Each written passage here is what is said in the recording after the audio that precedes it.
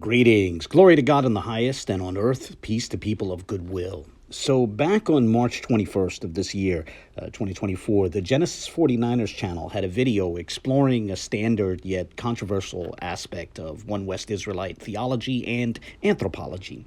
And about 13 and a half minutes into the show, Tazaryach, a high-ranking member or captain of the ICUPK, posted a comment in the live chat, which they put on the screen, and his comment was objecting to their use of the phrase Black Hebrew Israelite, or its acronym BHI. You see, Tazaryach claimed that this term is racist and is an attack on Israelites. Now, this sort of objection has been floating around for years, perhaps for over a decade, but it's still a relatively new one in the grand scheme of things, and it's an artificial objection as well. You see, it's pushed by men who are either unfamiliar with or not entirely honest about the history of the Israelite spectrum. Now, in the interest of charity, I'll assume that Tazaryach was merely unfamiliar with the history of the term. But he's part of a group which seems to have a leadership which is not entirely honest about that history.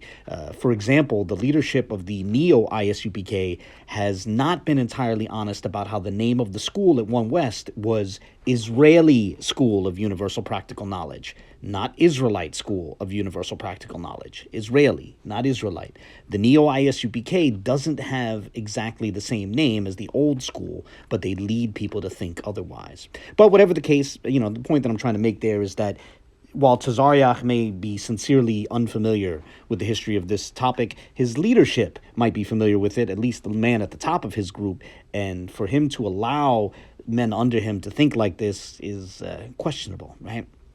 But I wanted to make a short video which quickly gets into the history of this phrase, Black Hebrew Israelite.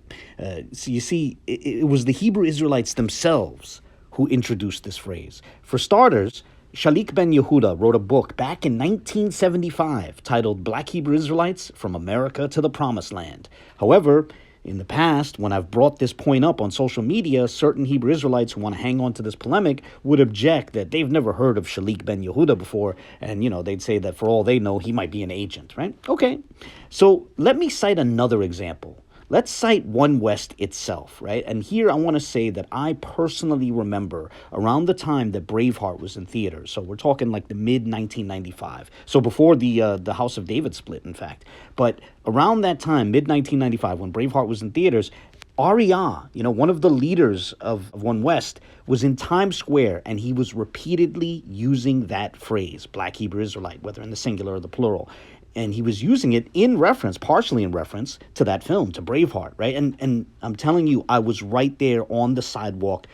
I personally witnessed Arya say things like, William Wallace was a Black Hebrew Israelite. And then he would say, Edward the Longshanks was a Black Hebrew Israelite. He would say it just like that. And then he declared that Longshanks was a wicked king. And I guess at that point he felt like segueing into other wicked English Israelite kings. And so he declared, King Henry VIII was a Black Hebrew Israelite, but he was wicked. And then he would talk about, his divorces and all that kind of thing. For real, that really happened. And, then Arya went on to say that the Scottish were Black Hebrew Israelites. And the English back then were Black Hebrew Israelites. And the Irish were Black Hebrew Israelites. He repeated the phrase over and over again, and I witnessed him do that. And then he went into that bit. I don't know, some of you are familiar with this, but I personally witnessed him at that moment go into the whole bit where, he says Brit means covenant and Ish means man. So British means covenant man in Hebrew, right? Which makes for quite the awkward fit with Lashwan Kodash. But whatever the case, my point in sharing that anecdote is that I personally witnessed Arya himself, a leader over One West, repeatedly using the phrase Black Hebrew Israelite, or Black Hebrew Israelites, plural.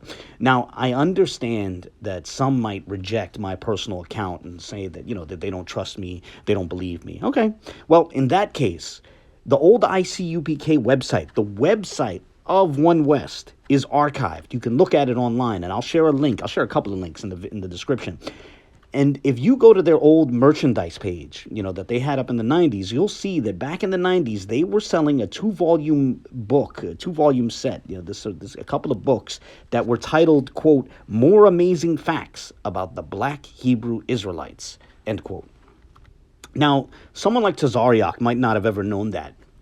But what does it say about old-timers like Johanna, who's the leader of the neo-ICUPK, or Tahar, the leader of GMS? What does it say about these men, and Tahar, by the way, has also gotten on board with this complaint about the phrase Black Hebrew Israelite. He even, had his members sort of launch that as a polemic against Vocab, right? But what does it say about these men, these old-timers who go all the way back to the 90s and before, like Johanna, like Tahar? What does it say about them that they don't inform the younger men they influence about this past use of that phrase, that the leadership in, at One West was itself using the phrase in a positive sense?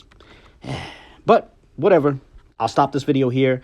I honestly think this little bit that I've shown here puts the nail in the coffin of this objection. It's a relatively new thing to complain about people using the phrase Black Hebrew Israelite or the acronym BHI.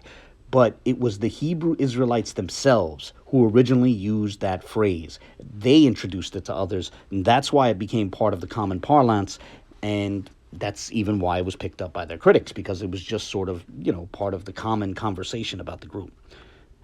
Oh, one last thing on a closing note. If you check out the order form on the old ICUPK site, they have the relevant book listed for $110. That's the price that's listed.